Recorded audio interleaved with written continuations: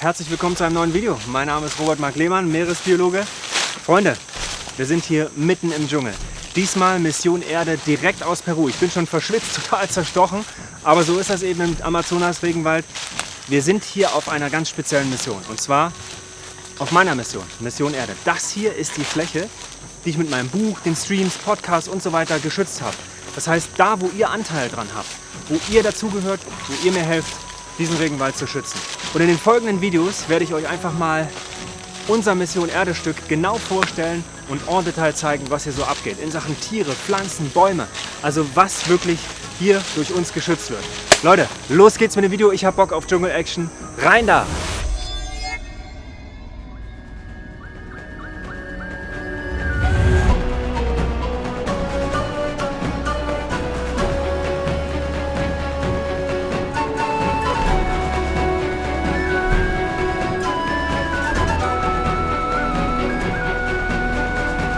Hallo, good morning. Und damit meine ich ein neuer Tag, ein neues Video. Und der Tag hat noch gar nicht angefangen. Es ist 4:40 Uhr.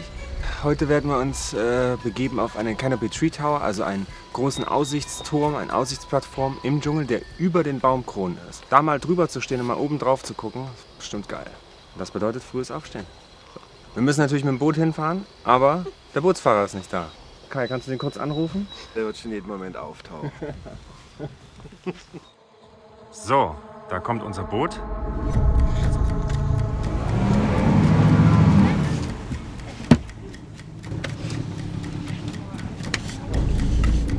Oh, sieht das geil aus, alter Schwede, ey.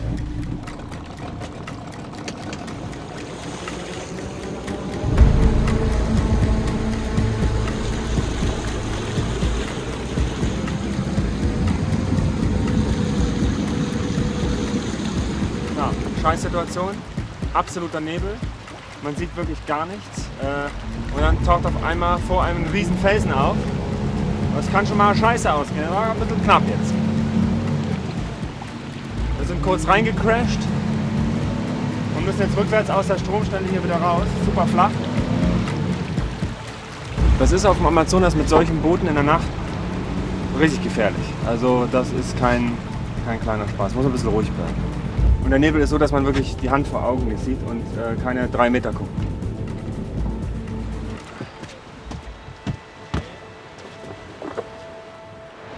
So, gerade angekommen. Es ist ja kein Hafen oder irgendwas, man landet einfach an der Flussseite an. Wir sind ein bisschen spät dran, deswegen müssen wir uns jetzt sputen, weil man sieht im Hintergrund auch schon den Sonnenaufgang hochkommen und den wollen wir natürlich einfangen. Aber bei Nebel muss man langsam fahren. So, Freunde, los geht's.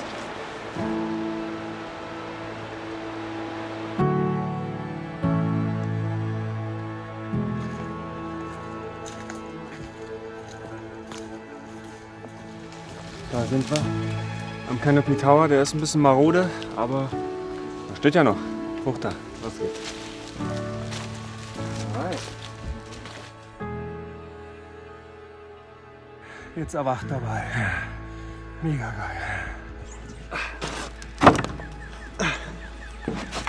So, da sind wir über den Wipfeln, alter Schwede. Das macht einen sprachlos, das muss man einmal gesehen haben. Wow, einfach nur.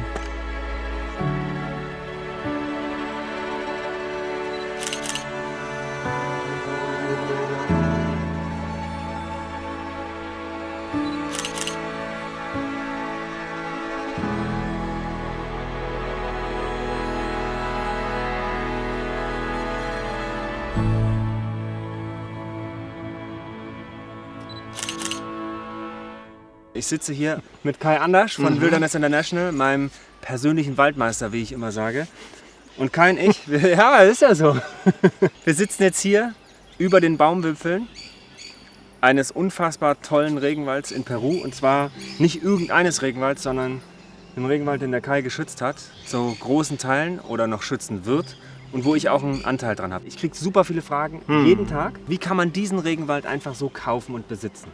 Naja, prinzipiell ist es so, wenn du genug Kohle hast und Spanisch sprichst, was ich nicht tue, habe ich zum Glück, oder haben wir bei Wilderness Leute, die das enorm gut können, kann natürlich jeder so einen Wald kaufen, aber Sinn macht das wenig, weil den Wald, den man hier kauft, der ist ja Hunderttausende, wenn nicht gar Millionen Jahre alt, evolutionär betrachtet.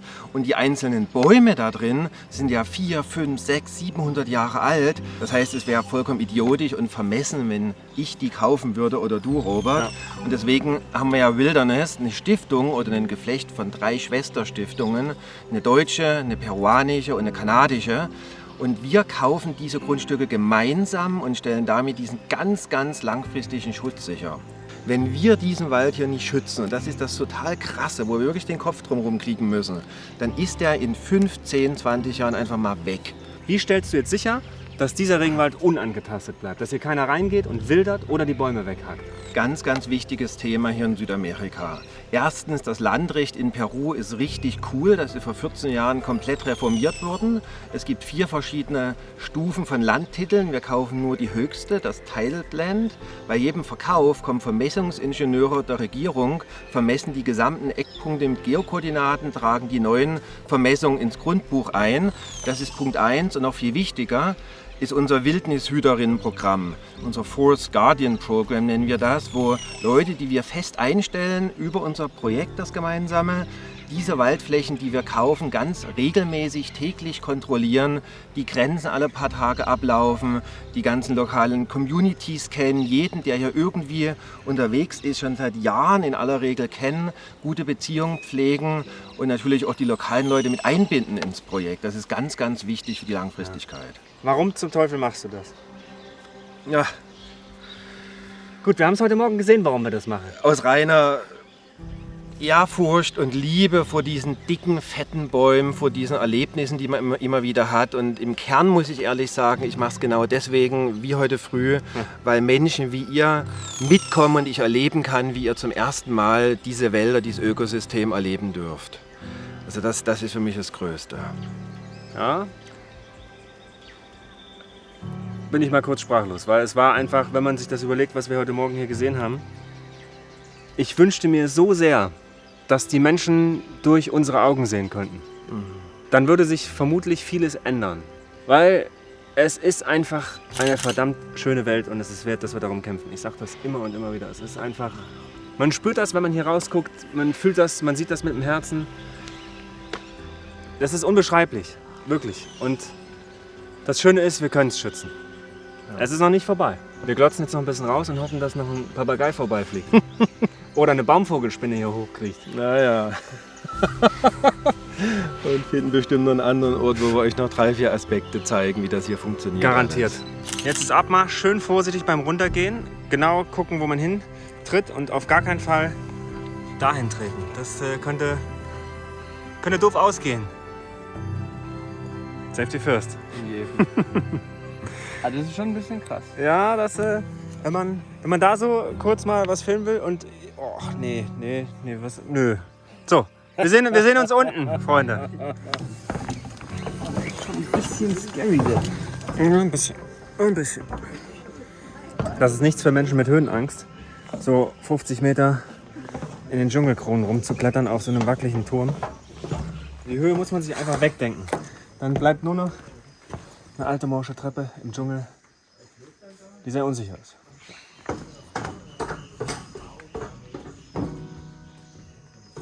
So Freunde, wir sind jetzt gerade auf der Fläche, die Wilderness International hier in Peru schützt, im amazonischen Regenwald und wo natürlich auch Mission Erde einen großen Anteil dran hat. Warum überhaupt Regenwald schützen? Die Wälder sind unsere wichtigsten Verbündeten im Kampf gegen den Klimawandel. Nirgendwo ist mehr CO2 in der Biomasse eingespeichert. Das sind die artenreichsten Ökosysteme unserer Welt.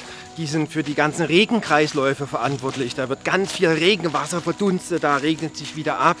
Tut ganz viele Regionen in der Nähe von großen Waldgebieten natürlich mit Regen versorgen. Und nicht zuletzt, wenn wir ehrlich sind, Robert, und hier drinnen rumlaufen und diese hunderten Tier- und Pflanzenarten der letzten Tage sehen dürfen, Oh ja, ist das natürlich alles mehr als cool. das stimmt. Es muss einfach erhalten werden und deswegen ist es extrem wichtig. Ich sitze jetzt zu Hause, ich möchte gerne Regenwald schützen, weil ich das hier gesehen habe, weil ich die Tiere toll finde, weil ich dieses Ökosystem irgendwie cool finde. Ich drücke aufs Knöpfchen bei Wilderness International, gebe euch 1 Euro und dann Dann kommt die Spende bei uns an und wir nutzen die Spende, um damit ganz, ganz langfristig diesen Wald zu schützen. Ein super einfacher Prozess. Du bekommst von uns eine Urkunde mit den ganz konkreten Geokoordinaten, welches Stück Wald du geschützt hast. Du bist Teil der Wilderness International Community, genauso wie Robert, sein Team, seine Aktion, sein Buch. Wir gehören alle zusammen und durch diese riesige Community können wir die Wälder für alle Zeiten retten. Und das ist doch cool. Hier darf keiner mehr rein mit einer Kettensäge, hier darf nicht mehr gejagt werden, Schlingfallen aufgestellt werden. Das ist auf die nächsten 100 oder sogar 1000 Jahre einfach off-topic. Das ist quasi unser Regenwald. Guck mal, wo wir heute Nacht angekommen sind. Durch dieses Gebiet. Überall Stromschnellen, flache Sandbänke, Felsen, Aufschüttung. Nachts bei absoluter Nullsicht, auch mal kurz gegen den Felsen gedoddelt. Das kann ganz schnell tödlich werden. Rollende Bäume, du wirst irgendwo drunter gespült, nachts ohne Schwimmweste, ohne Rettungsweste. Das kann dumm ausgehen. Und die Boote sind wirklich besonders instabil. Aber wie immer haben wir überlebt.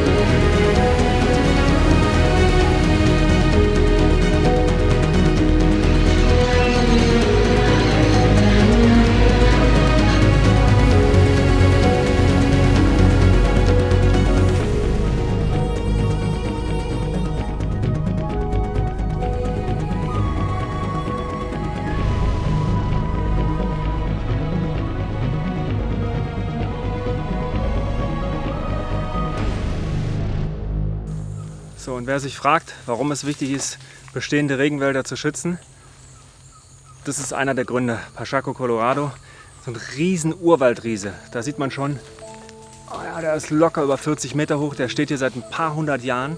Die Baumkrone ist über 50 Meter im Durchmesser. Da leben ja tausende Insektenarten drauf, hunderte Pflanzenarten, die als Aufsitzerpflanzen da drauf sitzen, alle möglichen Vögel. Von den Samen ernähren sich einige Tiere. Die werden rein von Fledermäusen bestäubt. Also das ist wirklich dieser ganze Kreislauf, der sich rund um so einen einzelnen Urwaldriesen dreht. Das ist so geil. Dieser Urwald, in dem ich jetzt hier gerade hocke, der ist tausende Jahre alt, wenn nicht sogar hunderttausende Jahre. Dieses Ökosystem hat sich über wirklich so viele Jahre entwickelt und zu so einem engen Zusammenspiel verknotet, dass das eigentlich nicht nur schade wäre, das Ökosystem zu verlieren, sondern dramatisch. Für nur 1 Euro kriege ich hier 1 Quadratmeter. Und guckt mal hinter mich, das ist ja nicht 1 Quadratmeter Fläche und da steht ein kleines Pflänzchen, was rauspiekt, sondern das ist 1 Quadratmeter und der geht halt nochmal 50 in die Höhe. Ihr werdet hier Baumriesen sehen, Urwaldriesen, die haben Stammdurchmesser von 14 Metern, die gehen 50, 60 Meter hoch. Da leben Millionen von Tieren und das dann auf 1 Quadratmeter. Es ist ein riesen Kohlenstoffspeicher, aktuell pro Quadratmeter 60 Kilo CO2. Sind gebunden im Stamm der Pflanzen, im Boden und so weiter. Und jedes Jahr kommen etwa 1-2% dazu. Blattaufbau, Stammaufbau, Wurzelwerk, Eintrag in den Boden durch Destruenten, also Tiere und Pflanzen und Pilze und so weiter, die das alles klein machen und im Boden speichern. Es ist wirklich einer der biodiversesten Dschungel der Erde. Also das heißt, hier gibt es eine wahnsinnige Artenvielfalt. Und man darf auch nicht vergessen, hier sind auch noch Arten unentdeckt. Hier gibt es vielleicht Heilpflanzen, die in der Zukunft wichtig werden. Das wäre ein wahnsinniger Verlust, wenn das ungeschützt einfach Brandrodung, Baumfällung und Rinderfarmen zum Opfer fällt. Das wäre echt beschissen.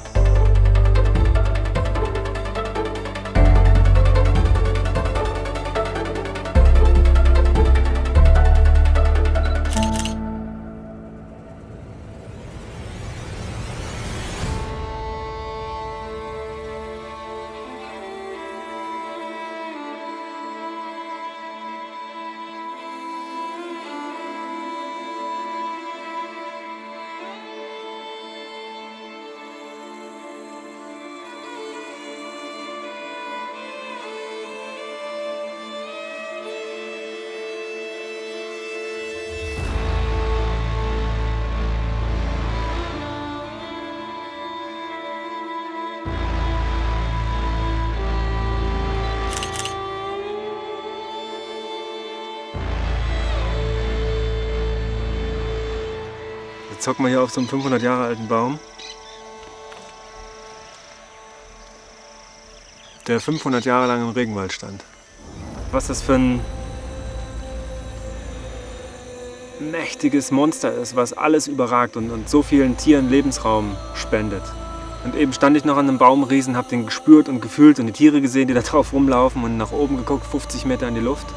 Wenn man einmal im Dschungel war und sich das angeschaut hat und mal so einen 700 Jahre alten Baum gesehen hat und dann jetzt hier sitzt auf einem, der gefällt ist, dann weiß man gar nicht, was man sagen soll. Um mich rum, wenn ich gerade hier sitze, fackeln 5000 Feuer im Amazonas vor sich hin. Tausende Kettensägen, wie man es hinter mir hört, fällen die letzten Bäume. Und so verlieren wir jedes Jahr bis zu 3% unserer Regenwaldflächen auf der Erde. Das ist massiv und die Zeit drängt. Die Kettensägen und das Illegal Logging, die ganzen Menschen, die hier das alles abholzen, die fressen sich wie so ein Krebsgeschwür in den Regenwald. Das müssen wir aufhalten, indem wir die letzten bestehenden Regenwälder kaufen. Schützen, täglich patrouillieren. Nur so geht's.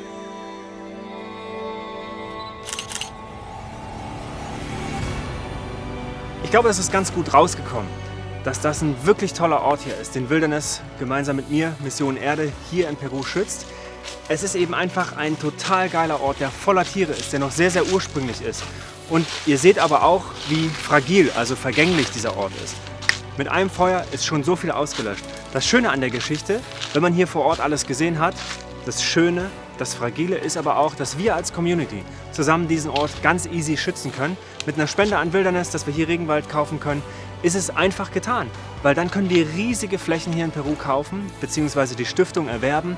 Dann darf keiner mehr rein, keine Wilderei, keine Bäume absägen und der Regenwald ist auf immer geschützt. Und das ist eigentlich das Einfachste im Kampf um den Klimawandel, diese geilen Regenwälder zu erhalten. Ich hoffe, es hat euch genauso gut gefallen hier auf meiner Peru-Reise wie mir, denn ich liebe es einfach im Dschungel zu sein. Ich bin zwar ein Meeresbiologe, aber im Herzen auch irgendwie ein Jungle Boy. Wenn euch der Kanal gefällt, Daumen nach oben, Kanal abonnieren, schön ordentlich kommentieren, stellt mir alle Fragen, die ihr habt. Dann gehen wir im nächsten Video vielleicht auch mal ein bisschen darauf ein. Und an dieser Stelle vielen Dank für euren Support. Es ist anstrengend, wir sind fertig, das Video ist zu Ende. Robert Mark Lehmann, Meeresbiologe, Ende. Bis zum nächsten Mal. Ciao.